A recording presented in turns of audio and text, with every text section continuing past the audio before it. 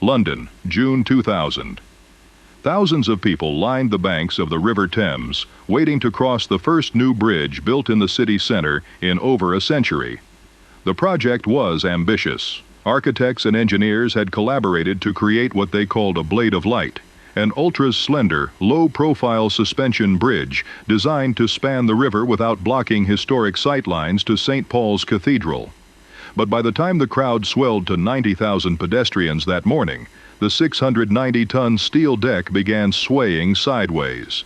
The movement became so violent that pedestrians had to clutch the handrails just to stay upright. The engineering team from Arab had modeled the physical stresses, knowing that 167 soldiers marching in perfect lockstep could generate a unified force wave capable of causing a wobble. However, an uncoordinated crowd of 90,000 people usually scatters their footsteps across time and space, effectively canceling out each other's individual kinetic forces. Fearing for public safety, authorities ordered the bridge shut down just 2 days after it opened. The event was a total surprise for the design team. Their extensive computer models and human testing had failed to predict this outcome, leaving the city's newest landmark fenced off and unusable.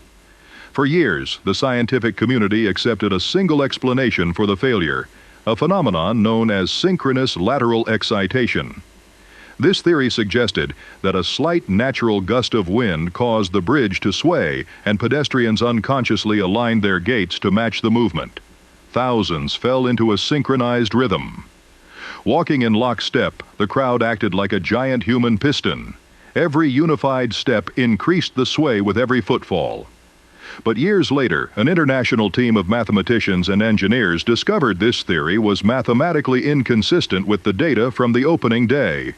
When they analyzed video evidence of the crowd, they found the numbers didn't support the lockstep theory.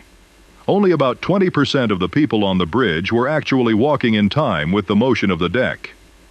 The actual mechanism behind the wobble is a form of emergent instability known as negative damping. As the bridge began moving naturally from the wind, the pedestrians instinctively widened their stances and shifted their weight to keep from falling over. This individual survival instinct transferred kinetic energy back into the deck. Every time a person caught their balance, they pushed against the swaying motion, adding random bursts of energy. That amplified the bridge's lateral frequency. Any footstep synchronization observed on the bridge was actually a reaction to the swaying, not the original trigger for it. The initial investigation had the relationship reversed. The crowd didn't move the bridge by syncing their steps. They synced their steps because the bridge was moving them. Fixing the wobble presented a challenge for Arab. They had to stabilize the deck without adding bulky external stiffeners that would destroy the floating minimalist aesthetic. The solution was to retrofit the bridge with a hidden network of 37 fluid viscous dampers and 50 tuned mass dampers installed directly beneath the deck. To pull this off, they deployed specialized hermetically sealed fluid viscous dampers, a technology originally developed to absorb shock on NASA space satellites. This cross-section shows the internal mechanics of the dampers. Metal bellow seals and labyrinth bushings isolate the internal pressure and allow the device to absorb kinetic energy without the friction and wear. Associated with traditional sliding seals. The retrofit increased the bridge's critical damping ratio from under 1% to over 20%. After £5 million in repairs, the bridge reopened in 2002. It held firm under extreme crowd stress tests and has remained stable ever since. The Millennium Bridge highlights the concept of endogenous risk. To prevent systemic failure, engineers must account for how human survival instincts interact with a structure.